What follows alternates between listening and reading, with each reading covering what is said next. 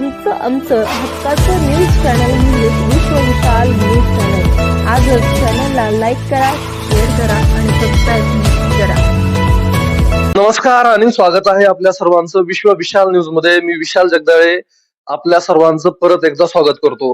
खरं तर विश्व विशाल न्यूज वरती आपण वेगवेगळ्या बातम्या पाहत असतो, वेगवेगळ्या मुलाखती पाहत असतो आणि वेगवेगळ्या मान्यवरांना नेहमीच भेटत असतो.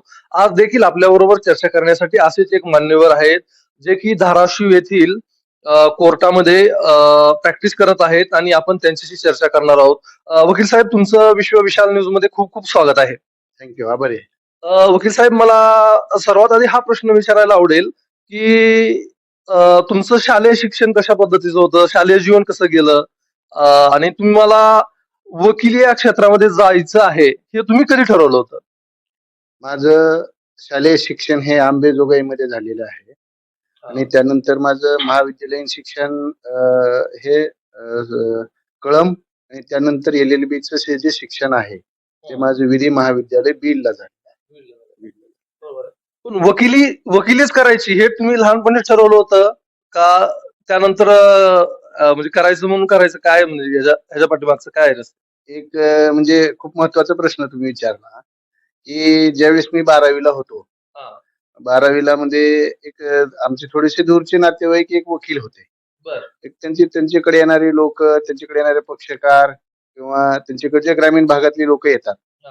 हे पाहून की किती वकिली व्यवसायामध्ये आपण एक सहज ग्रामीण भागातील लोकांना आपण न्याय देऊ शकतो. आणि ती लोक आपल्याला म्हणजे ग्रामीण भागातली लोक हे एक साधी भोळी असतात. त्या लोकांना म्हणजे त्या लोकांसाठी वकील हा सर्वस्व असतो. त्याला मिळणारा मान सन्मान पाहून एक थोडस मनामध्ये माझ्या एक वकिली व्यवसाय म्हणजे वकिली व्यवसायाविषयी त्यावेळेस पासून म्हणजे कुतूहल होतं. आणि कुतूहल असल्यामुळे मी 12वी मध्ये ठरवलं होतं की मला वकील व्हायचंय. बरोबर आहे. तुम्ही वकील व्हायचं हे ठरवलं आणि आज तुम्ही वकील झालेला आहात आणि खूप मोठ्या प्रमाणामध्ये आज तुमचं नाव पण आहे आणि तुम्ही चांगल्या पद्धतीनं लोकांना न्याय देण्याचं काम करत आहात. तर मला थोडासा वेगळा प्रश्न विचारायला आवडेल की तुमच्या आधीच्या पिढीमध्ये किंवा तुमच्या घरामध्ये कुणी वकिली व्यवसायामध्ये आहे का किंवा होतं का? तसं पाहिलं तर माझ्या दूर दूर खानदानापर्यंत माझ्या परिवारामधला कुणीही ऍडव्होकेट नव्हता. फर्स्ट ऑफ ऑल म्हणजे माझी मोठी बहीण ऍडव्होकेट शोभा सुनीलराव लोमटे अंबेजोगाई ह्या वकील झाल्या. त्यांची प्रॅक्टिस पाहून म्हणजे मी पण पुन्हा म्हणजे एकतर माझं 12वीला ठरलेलं होतं की मला वकील व्हायचंय. पण माझ्या बहिणींचे माझे जे सिस्टर आहेत त्यांचं वकील झालेलं पाहून किंवा त्यांचा जो मान मर्ताब कोर्टातला पाहून पुन्हा आणखी मी दृढ निश्चय केला की आपल्याला सुद्धा वकिली व्यवसायामध्ये म्हणजे पूर्ण क्षमतेनं उतरायचंय. मग आमच्या खानदानामध्ये फक्त जर पाहिलं तर माझी बहीण, माझ्यापेक्षा मोठी बहीण आहे, तीच वकिली व्यवसायामध्ये होती. त्यानंतर मी 2008 ला आलो. बरोबर. म्हणजे तुम्हाला एक आदर्श व्यक्तिमत्व घरामधूनच मिळालेलं आहे आणि तुम्ही त्यांच्या पावलावर पाऊल टाकत आज वकिली या व्यवसायामध्ये यशस्वी होत आहात. बरोबर आहे, अगदी बरोबर. एवढं म्हणजे माझा वकिली मधला आदर्श जर म्हणलं तर माझी बहीण, बरोबर की जी जिल्हा सरकारी वकील पण होती बीडला. त्यानंतर त्यांची प्रॅक्टिस व्यवस्थित चालू आहे आता. त्यांच्यापासूनच मी प्रेरणा घेतली. वकील साहेब, पण एक वेगळा विषय आहे. तुम्ही वकील होण्याचं 12वी मध्ये ठरवलं, त्या पद्धतीनं तुम्ही वकील या क्षेत्रामध्ये आलात आणि आज चांगल्या पद्धतीनं तुमचं नाव लौकिक आहे. पण थोडासा वेगळा विषय असा आहे की तुम्ही वकिली या क्षेत्रामध्ये एक वेगळा विषय मांडताय किंवा वेगळ्या व्यक्तींना न्याय मिळवून देण्याचं काम करताय, ते म्हणजे ऍक्सिडेंटल केसेस. तर ऍक्सिडेंटल केसेस ह्या क्षेत्रामध्येच कार्य करावं असं का वाटलं तुम्हाला?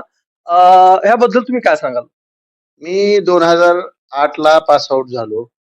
पास आउट विधी महाविद्यालय बीड येथून झाल्यानंतर मी लगेच धाराशिव इथे म्हणजे त्यावेळेस उस्मानाबाद नाव होतं, उस्मानाबादच्या कोर्टामध्ये आलो. प्रॅक्टिस चालू केली आणि सुरुवातीच्या काळामध्ये मी फौजदारीमध्ये बऱ्यापैकी करत होतो. परंतु ज्यावेळेस आपल्या धाराशिव जिल्ह्यातून राष्ट्रीय महामार्ग गेला, सोलापूर धुळे जो राष्ट्रीय महामार्ग गेला आणि तो राष्ट्रीय महामार्ग झालेला असताना आपल्या देशाची जिल्ह्याची प्रगती झाली, पण वाहनांचे स्पीड पाहून त्या प्रमाणात त्या तुलनेमध्ये अपघाताचं सुद्धा प्रचंड प्रमाण वाढलं. आणि एक शोकांतिका एक तुम्हाला थोडस दुःखाची घटना सांगावी लागेल. माझे जवळचे एक नातेवाईक होते, त्यांचा अपघात तुळजापूरच्या घाटामध्ये झालेला होता. आणि त्या कुटुंबातले एकाच घरातले 3 व्यक्ती गेले होते. अरे वा. आणि ह्या 3 व्यक्ती ज्या गेल्या होत्या त्या कुटुंबातल्या कर्त्या म्हणजे बर कुटुंबकर्त्या होत्या. त्यांची पुन्हा मी त्यांच्या घरी एकदा दोनदा म्हणजे दुःख घटना असल्यामुळे मी त्यांच्या घरी आम्ही एकदा दोनदा जाऊन आलो. की पुन्हा नंतर एक 5-6 महिन्यांनी गेलो. ते कुटुंबकर्ता ज्या त्या कुटुंबामध्ये असतानाची जी परिस्थिती होती हो हो हो आणि त्याच्यानंतर तो कुटुंबकर्ता गेल्यानंतर त्या घराची जी परिस्थिती होती मध्ये हो. त्याच्यामध्ये खूप प्रचंड तफावत होती. बर. की त्या घरातले पूर्ण म्हणजे ते थोडक्यामध्ये राजघराण्यासारखं घराणं आणि ते कुटुंबाची त्या कुटुंबाचा कर्ता पुरुष गेला. हो. कुटुंबकर्ता पुरुष गेल्यानंतर उत्पन्नाची सर्व साधनं बंद झाली. त्या घरावर आलेली ती वेळ पाहून की ह्याच्यामध्ये कायद्यामध्ये काय प्रोव्हिजन आहे का? ज्यावेळेस मी 2011-12ला त्यावेळेस ऍक्सिडेंटचा फार काय धाराशिव जिल्ह्यामध्ये किंवा कोर्टामध्ये फार काही विषय नव्हता. परंतु मी ते केसेस पाहिल्या आणि त्याच्यावरचा थोडासा अभ्यास केला. तर मोटार वाहन कायद्या खाली त्याला प्रोव्हिजन होती ती म्हणजे त्याच्या खाली कॉम्पेन्सेशन नुकसान भरपाई पण मिळत होती. आणि त्याचा अभ्यास केला आणि तसे केसेस पण चालूच होत्या. आणि त्या वेळापासून मी निर्णय घेतला की ह्या कलमाखाली जे उद्ध्वस्त झालेले कुटुंब आहेत त्या कुटुंबाला आपण न्याय देण्यासाठी काम करायचे. ही 2012-13 मध्ये मी फायनल केलं होतं की आणि आपण म्हणजे ऍक्सिडेंटल केस मध्येच लोकांना न्याय मिळवून द्यायचा. खरं तर मला इथे एक गोष्ट सांगावी अशी वाटते की ऍडव्होकेट एस एस रीतापुरे साहेबांनी बऱ्याच अशा कुटुंबांना न्याय मिळवून देण्याचं काम केलेलं आहे. आणि सर तुम्हाला या कुटुंबाचा आशीर्वाद देखील मोठ्या प्रमाणामध्ये मिळत असेल आणि एक कुठंतरी आत्मिक समाधान सुद्धा मिळत असेल. एक तुम्हाला खूप महत्वाचा प्रश्न तुम्ही विचारला.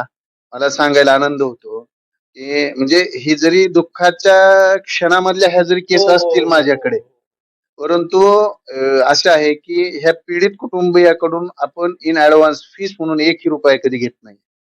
1ही रुपया कधी घेत नाही.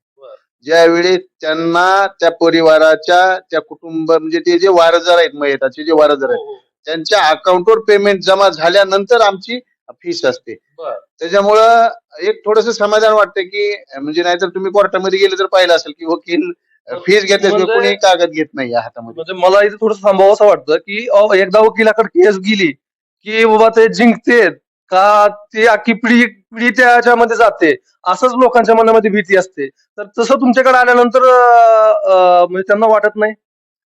कसं आहे की म्हणजे हा ऍक्सिडेंटचे केसेस जे आहेत याच्यामध्ये कोर्टाचा सुद्धा खूप म्हणजे पॉझिटिव्ह व्ह्यू हा त्या पीडित कुटुंबियाला न्याय कोर्टाचा सुद्धा त्या पीडित कुटुंबियाला न्याय द्यायचा व्ह्यू असतो. आणि तसे सुप्रीम कोर्टाचे हायकोर्टाचे बरेच रुलिंग जजमेंट तसे पास झालेले आहेत. त्याच्यामुळं सहसा म्हणजे ऍक्सिडेंटल केस मध्ये वकील केस हारला हा विषय कधी येतच नाही. शक्यतो येतच नाही. फार काही वेगळा असेल विषय तर तो पार्ट वेगळा आहे.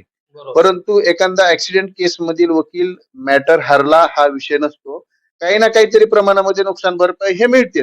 आता गेले एक जवळपास 7-10-12 वर्षापासून मी ह्या क्षेत्रामध्ये काम करतो. त्याच्यामुळे एक आत्मिक समाधान आहे की आपण एवढंच आहे की माझं स्पेशलायझेशन असल्यामुळं मी त्या कुटुंबियांना सारासार जास्तीत जास्त कॉम्पेन्सेशन कसं मिळेल याच्यासाठी मी प्रयत्न करतो. आणि ऍक्सिडेंट केसचा कसा व्ह्यू आहे कोर्टाचाही म्हणजे त्यांच्याविषयी सहानुभूती असते.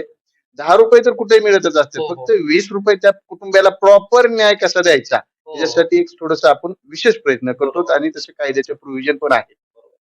वकील साहेब तुम्ही अशा बऱ्याच केसेस लढल्या असतील, बऱ्याच केसेस जिंकल्या असतील, बऱ्याच कुटुंबांना न्याय मिळवून दिला असेल. पण एखादी अशी गोष्ट किंवा एखादा असा प्रसंग तुम्हाला आठवतो का जो की तुमच्या मनाला अगदी मनाला भावून गेलेला आहे आणि अतिशय त्या प्रसंगाबद्दल सांगावं असं वाटेल आपल्या प्रेक्षकांना. मला चांगला प्रश्न विचारला हा. एक खूप महत्वाची केस होती एक की उष्माघाताने एका शेतकऱ्याचा मृत्यू झाला होता. देवधानोरा कळंब तालुक्यातील देवधानोरा म्हणून एक गाव आहे. त्या गावातल्या एका शेतकऱ्याच्या उष्माघातानं मृत्यू झाला होता. आणि ती पेपरवर मी न्यूज वाचली होती की असं असं शेतकऱ्याचा उष्माघाताने मृत्यू म्हणून. आणि योगायोगाने ती माझे कनेक्टेड होते. तर त्या लोकांना त्यांना म्हणजे इग्नोर होते ते लोक की त्यांना माहित नव्हतं की ह्याच्या खाली काय मिळते किंवा कॉम्पेन्सेशन वगैरे मिळते असं कुठलंही त्या लोकांना त्या देवधानोरा गावच्या लोकांना काही माहित नव्हतं.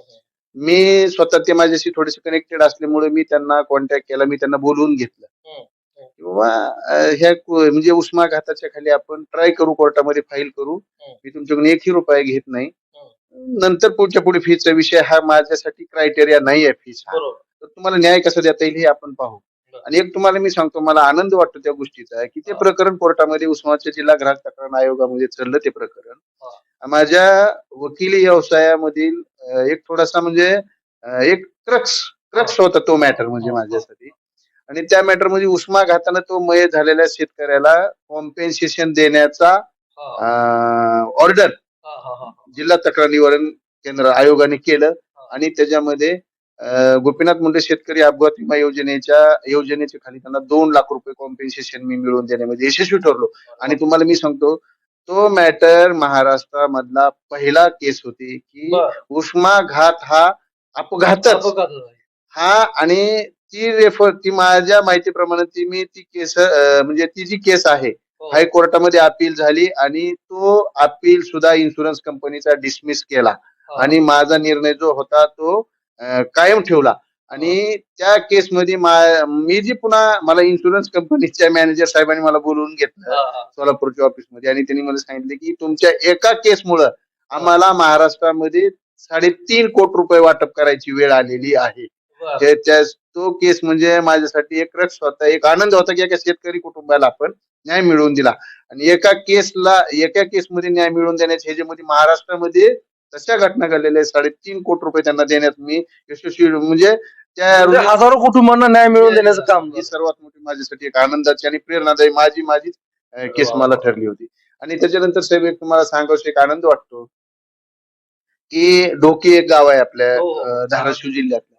ढोकी मधले काही म्हणजे पारधी कम्युनिटीचे भटके विमुक्त जातीतले पारधी समाजाचे 3 युवक हे मुंबईमध्ये मयत झाले होते ऍक्सिडेंट मध्ये 2018-19 मध्ये.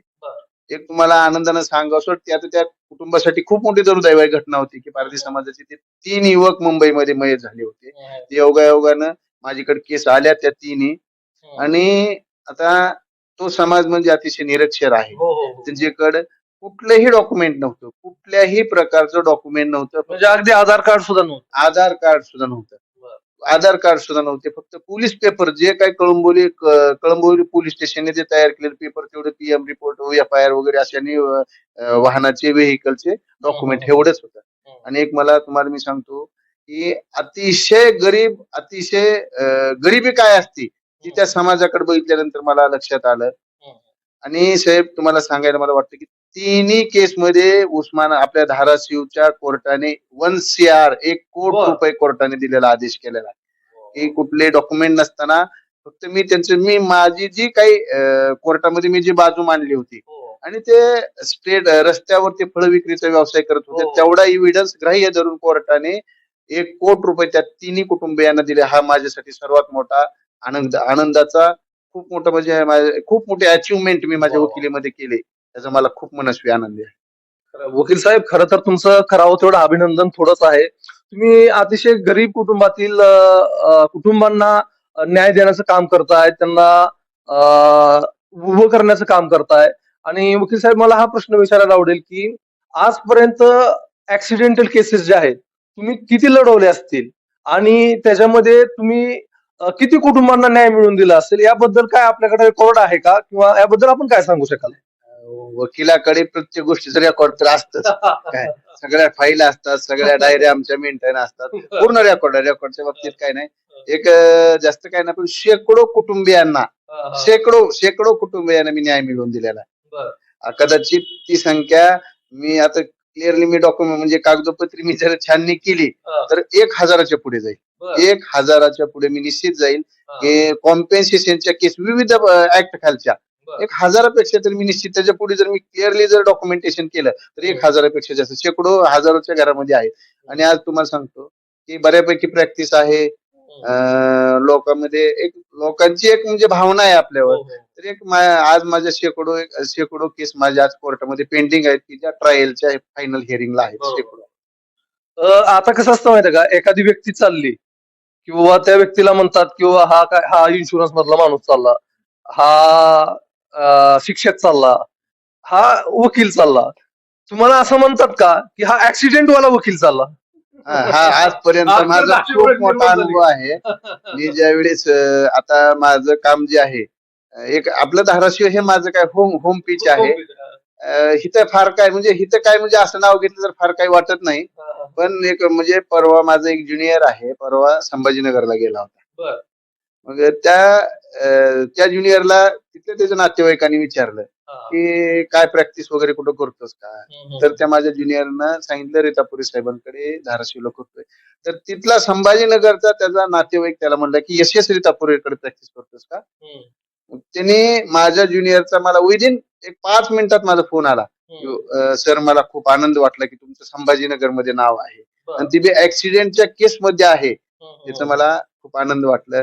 एक आपल्या जिल्ह्यामध्ये तर सर्वांना माहित आहे, परंतु सोलापूर झालं, लातूर झालं, बीड झालं आणि संभाजीनगर पर्यंत बऱ्यापैकी ओळखतात. म्हणजे की एक समाधान, आत्मिक समाधान वाटतं की आपलं नाव जे आहे की आपण कुणाला तरी न्याय मिळवून दिल्यामुळे चर्चा आहे. थोडस आत्मिक समाधान वाटतं. आणि हेच खरं यश म्हणावं लागेल. आहे सर्वांचा आशीर्वाद आहे. आणि एक तुम्हाला सांगतो, एका ऍक्सिडेंटच्या केससाठी मी नगरला चाललो होतो. मी माझ्या सफारी गाडीमध्ये होतो आणि त्यावेळेस माझा एवढा भीषण अपघात झाला की म्हणजे त्यावेळेस मला जे फोन आले माझ्या पक्षकारांचे, जे मला फोन आले की भाऊ तुम्हाला काही होणार नाही, त्यावेळेस खूप भावनिक क्षण होता माझ्यासाठी. हे म्हणजे आशीर्वाद असतात लोकांचे. वकील साहेब, मला तुम्हाला 2 प्रश्न विचारायचे वाटतात. त्याच्यामध्ये महत्वाची गोष्ट म्हणजे पहिला प्रश्न असा आहे की अपघाताच्या केसेस मिळवण्यासाठी खूप मोठ्या प्रमाणामध्ये धडपड करावी लागते का? आणि दुसरी महत्वाची गोष्ट आहे किंवा दुसरा महत्वाचा प्रश्न असा आहे की महाराष्ट्र राज्यामधनं खूप मोठ्या प्रमाणामध्ये ऍक्सिडेंटच्या केसेस कर्नाटक राज्यामध्ये जातात. तर कर्नाटक राज्यामध्ये केसेस जाण्यापाठीमागचं कारण काय वाटतं तुम्हाला? पहिला प्रश्न जो आहे आपला, हे की धडपड म्हणजे कसा विषय आहे, ऍक्सिडेंटच्या केसेस ह्या वकील हरले किंवा त्यांच्यामुळं केसचं नुकसान झालं असे प्रकार होत नाही. म्हणजे 100% त्याचा निकाल हा वकिलाच्या किंवा त्या क्लायंटच्या बाजूनेच असतो. त्याच्यामुळं वकील केस जिंकला की अशी आपली जी आहे की बाबा वकील साहेब खूप हुशार आहेत, काय अशी एक धारणा असते. परंतु कसं आहे की ऍक्सिडेंटच्या केसेसच्या बाबतीत ही आहे की कोर्टाची सहानुभूती असते, कागदपत्र प्रायमा फेशी कोर्ट फक्त काय घेते, प्रायमा फेशी ऍक्सिडेंट झालाय का आणि त्याला मदत कोर्ट देतच असतं. फक्त राहिला प्रश्न की आम्ही आता स्पेशलायझेशन असल्यामुळे मी हे जर स्पेशल काम करत असल्यामुळे त्याच्यातलं बऱ्यापैकी नॉलेज आणि एक्सपिरियन्स झालेला आहे. मग एनहान्स कसं करायचं, कॉम्पेन्सेशन कसं वाढवून मिळवायचं, ह्याच्यासाठी आमची धडपड असते. आणि केस हरत नसल्यामुळं किंवा सहज न्याय मिळत असल्यामुळं बऱ्याच आता त्या क्षेत्राकडे ओढा वाढलेला आहे वकिलांचा. त्याच्यामुळं पळापळ तर असतेच, कॉन्टॅक्ट असतात, म्हणजे तेवढे आपले सानिध्यातले संपर्कातले लोकांचे, ह्याच्यासाठी थोडीशी पळापळ होतच असते, धडपड करावीच लागते. आणि राहिला प्रश्न कर्नाटकचा, कर्नाटक राज्यामध्ये झालंय काय साहेब, हे खूप महत्वाचा आणि ह्या मुलाखतीमधला माझ्या माहितीनं हा क्रक्स आहे, खूप मोठा प्रश्न आहे तो. या संदर्भामध्ये मध्यंतरी एक औरंगाबादचे लोकमत पेपरचे एक पत्रकार आहेत, त्यांचा मला मध्यंतरी फोन आला होता मागच्या महिन्याखाली. आणि त्यांनी माझं जी काय बाईट आहे ती बाईट पण त्यांनी पेपरवर प्रकाशित केली होती. प्रश्न असा आहे की कर्नाटक मधले वकील जे आहेत किंवा हिथल्या सिस्टीमला किंवा हिथल्या जी काही तपास यंत्रणा आहे, तपास यंत्रणेला हाताखाली धरून कर्नाटक मध्ये प्रकरण पळवापळवीचे प्रकार मोठ्या प्रमाणात चालू आहे. काय बोलता? आणि हे जे प्रमाण आहे सोलापूर, सांगली, सातारा इथपर्यंत आहे. आणि त्या तिथले जे प्रॅक्टिस करणारे ऍडव्होकेट्स आहेत त्यांचे तपास यंत्रणेशी डायरेक्ट लागे बांधे आहेत. त्याच्यामध्ये व्यवहार हा होतच असतो आणि झालेले आहेत तसे प्रकार. दुर्दैवानं सांगावंसं वाटतं की कर्नाटक मध्ये जे महाराष्ट्रामधले ऍक्सिडेंटचे प्रकरण गेलेले आहेत, त्या ऍक्सिडेंटच्या प्रकरणामध्ये मयताच्या नातेवाईकाला प्रॉपर कॉम्पेन्सेशन पोच झालेला नाहीये. एक खूप मोठा हा स्कॅम म्हणता येईल अथवा नाही, हा खूप मोठा स्कॅम आहे का नाही हे सुद्धा हाच एक प्रश्न आहे. खूप मोठा हा इश्यूज आहे हे म्हणजे असा जे बॉर्डरवरचे काही पोलीस स्टेशन वगैरे जे आहेत कर्नाटकच्या, आणि इथले बरेच तिथले वकील तिथे कर्नाटकमधून तिथे येतात. तिथे काही थोडेसे व्यवहार घडत असतील. परंतु विषय असा आहे की ते प्रकरण तिकडे जातात. तिथं अशा चुकीच्या काहीतरी भूलथापा दिल्या जातात की कर्नाटकमध्ये फार मृतांच्या नातेवाईकांना. मृतांच्या नातेवाईकांना तिथं असं त्यांना आम्ही दाखवलं जातं की कर्नाटकमध्ये जास्त पैसे वगैरे मिळतात. काय तिथे काही इथले बरेच महाराष्ट्रातले ऍज अ एजंट म्हणून काम करण्याची करतात.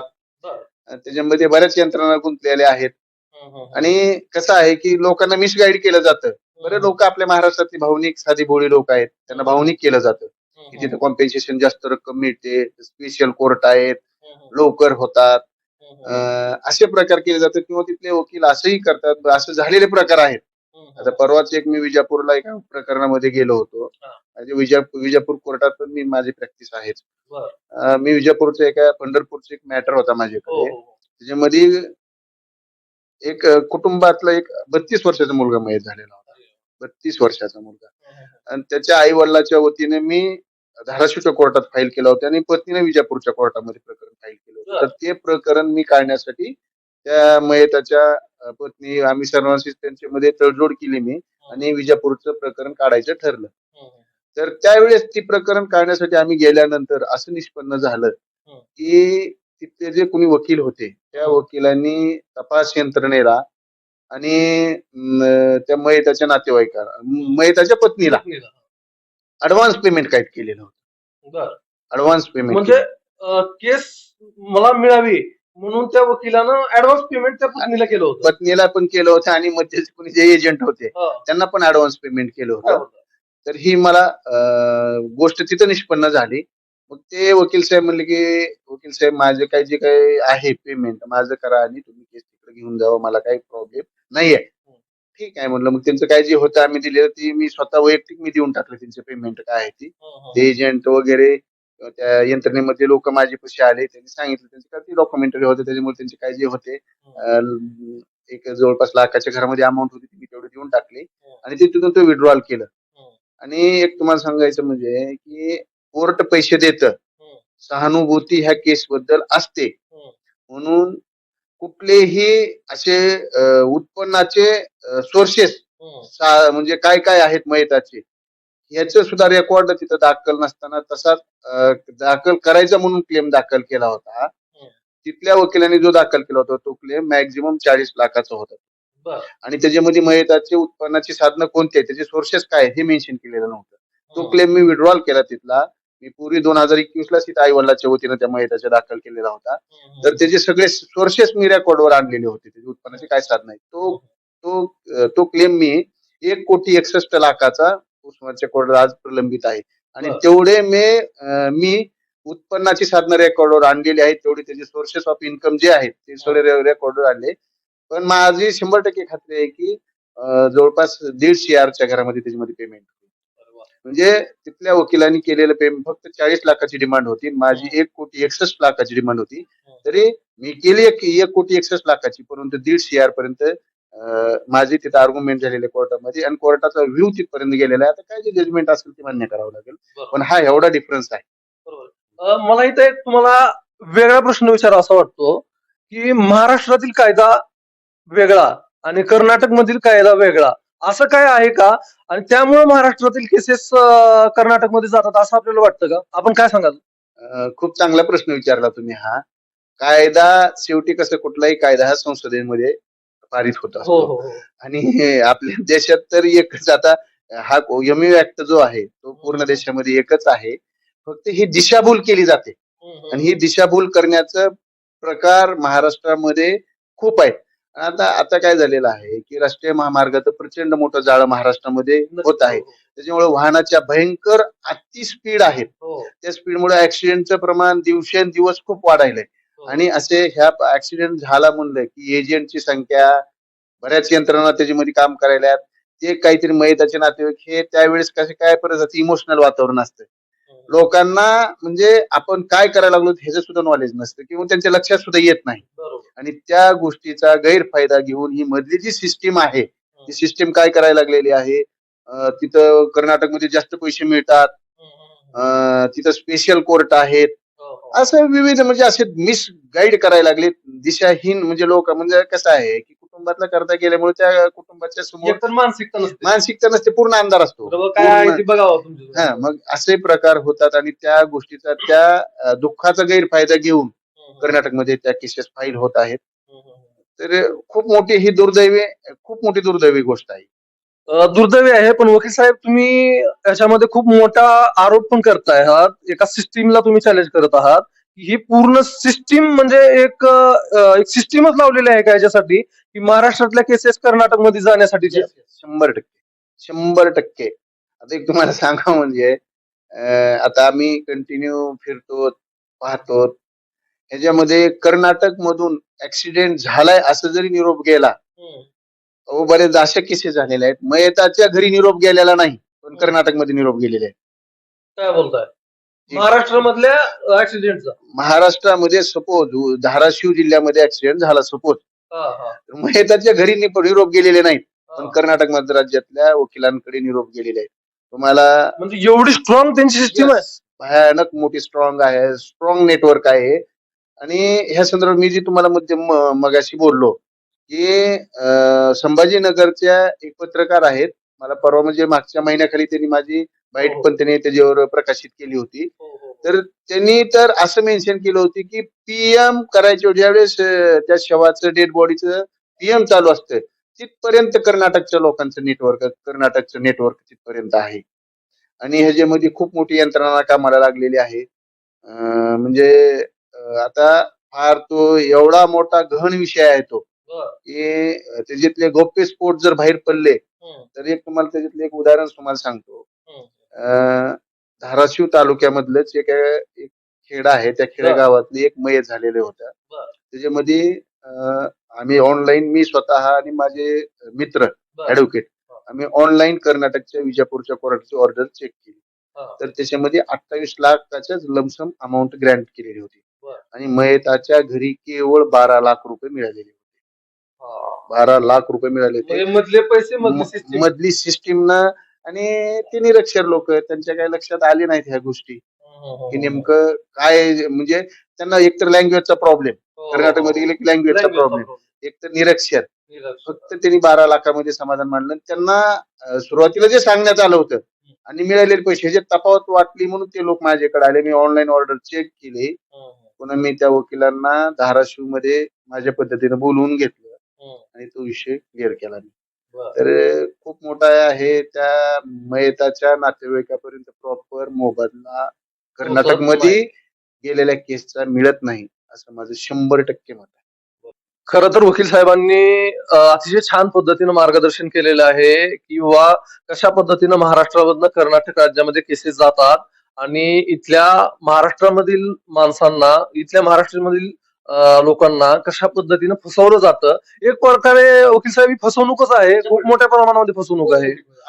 आर्थिक फसवणूक आहे आणि मानसिक आर्थिक पिळवणूक आहे. बरोबर आहे. तर वकील साहेब, हा प्रश्न मला विचारायला आवडेल तुम्हाला की अशा पद्धतीचं जर एखादी केस असेल, ऍक्सिडेंट झालेला आहे आणि कर्नाटक मधनं त्यांना कुणी विचारणा करत आहे, अशी केस जर एखाद्या व्यक्तीला भविष्यामध्ये कुणी विचारणा केली तर त्या व्यक्तींना तुम्ही काय सल्ला द्याल, काय मार्गदर्शन कराल, त्यांनी काय केलं पाहिजे? एक खूप म्हणजे चांगला प्रश्न आहे हा.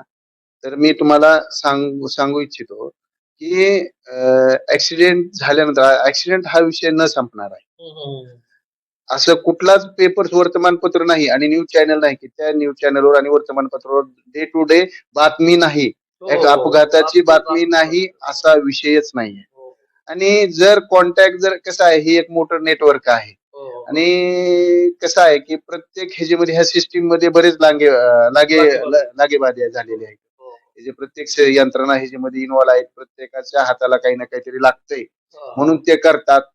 तर माझं एवढं सांगणं आहे त्यामुळे म्हणजे वकील साहेब, मेलेल्याच्या टाळूचं लोणी खाण्याचा हा प्रकार आहे आणि अशी ही सिस्टीम करते असं आपल्याला वाटतं? 100% वाटतं की मयत झालेल्या माणसाच्या म्हणजे टाळूवरचं लोणी खाणारे 100% वाटतं.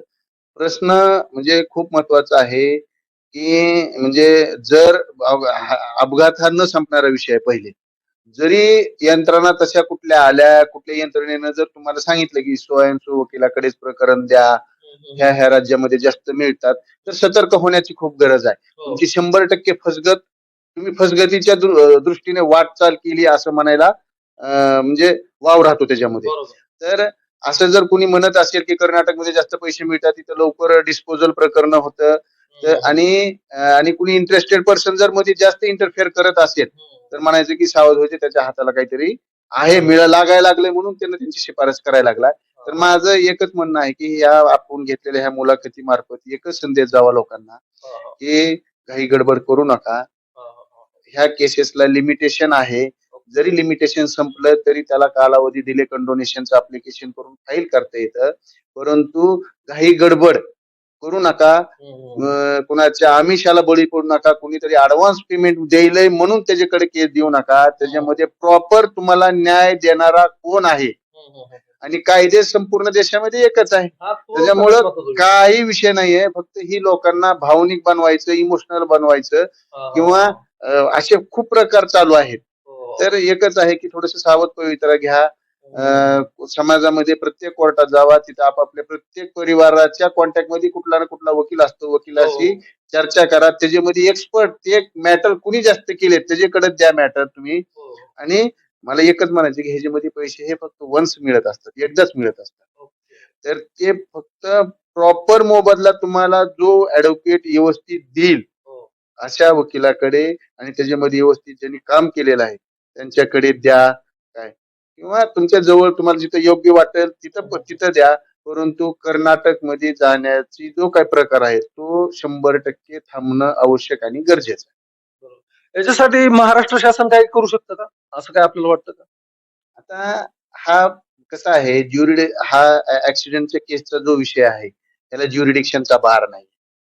म्हणजे महाराष्ट्रामध्ये जरी अपघात झालेला असेल तर तुम्ही एंटायर इंडियामध्ये कुठेही फाईल करू शकता. असं आहे का? हा, म्हणजे काही केसेससाठी असा नियम आहे की तो त्या राज्यामध्ये चाललं पाहिजे. बरोबर. पण ह्या ऍक्सिडेंटल केसेस ज्युरिडिक्शनचा भार नाहीये. त्याच्यामुळे तुम्ही कुठेही फाईल करू शकतात. त्याच्यामुळं माझ्या मताने भविष्यात सुद्धा ह्या गोष्टीला कुठली बंधनं येतील किंवा असा थोडासा हा विषय थोडासा निगेटिव्हच आहे.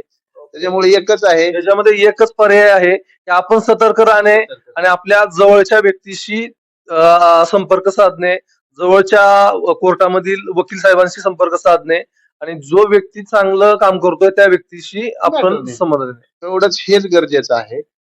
त्यासाठी म्हणजे कसं आहे की जो मयत तर गेलेला असतो, तो तर याच्यामध्ये मला एक छोटासा प्रश्न विचारावा असं वाटतो की एखादी व्यक्ती मृत झालेली आहे, मृत झाल्यानंतर किती दिवसानंतर किंवा किती वर्षानंतर आपण तो क्लेम करू शकतो? कारण याच्यामध्ये काय होतं, घाई गडबड कुठं होते की ते सांगतात की बाबा आता लवकरात लवकर केस दाखल केली पाहिजे आणि एवढ्या दिवसात केली तर तुम्हाला क्लेम मिळेल. असं काय असतं का की त्याला काही वेळ असतो? आता नवीन एक अमेंडमेंट झालेली आहे कायद्यामध्ये. त्या अमेंडमेंट प्रमाणे 6 महिन्याचं त्याला लिमिटेशन घातलेलं आहे. म्हणजे 6 महिने चालू शकतं काय? 6 महिने. आणि नंतर तुम्हाला तुमचं जे डिले व्हायचं जे कारण आहे, डिले कंडोनेशनचं अप्लिकेशन करून तुम्ही पुन्हा तो डिले कंडोन करून तुम्ही अप्लिकेशन रेकॉर्डवर तुमची येऊ शकते. त्याच्यामुळे फार काही ते अवघड आहे, कठीण आहे अशातला प्रकार नाही. ही मागच्या 6 महिन्याखाली अमेंडमेंट झालेली आहे. आणि त्याच्या पूर्वी तर असं होतं की त्याला लिमिटेशनच नव्हता. लिमिटेशन हा मुद्दाच नव्हता. किती माणूस तर किती 5-6 महिने थांबून 5-6 महिने 1 वर्षाच्या आत ते फाईल करू शकत होतं. परंतु लिमिटेशनचा आता 5-6 महिन्यामध्ये हे अमेंडमेंट आल्यामुळं थोडासा प्रश्न निर्माण झालेला आहे. परंतु तो बी फार काही निग्लिजिबल आहे. त्याच्यामुळे त्याच्यातून फार काही ह्या केस फाईल करण्यामध्ये बंधनं येतील असं वाटत नाही. तर वकील साहेब, तुम्ही अतिशय छान खरं तर ऍक्सिडेंटच्या केस संदर्भात माहिती सांगितलेली आहे. अतिशय छान तुम्ही म्हणजे ज्यांना गरज आहे अशा व्यक्तींना तुम्ही न्याय मिळवून देण्याचं काम केलेलं आहे, आणि असंच काम तुम्ही करत राहा. त्यासाठी तुम्हाला विश्व विशाल न्यूज कडनं खूप खूप शुभेच्छा आहेत. आणि आपण विश्व विशाल न्यूजची चर्चा केली आणि एवढी छान माहिती आपल्या प्रेक्षकांना दिली त्याबद्दल विश्व विशाल न्यूजच्या संपूर्ण टीमकडनं आपलं आभार व्यक्त करतो. धन्यवाद. आपण इथेच थांबूयात. धन्यवाद. तुमचं आमचं हक्काचं न्यूज चॅनल म्हणजे विश्व विशाल न्यूज चॅनल. आजच चॅनलला लाईक करा, शेअर करा आणि सबस्क्राईब करा.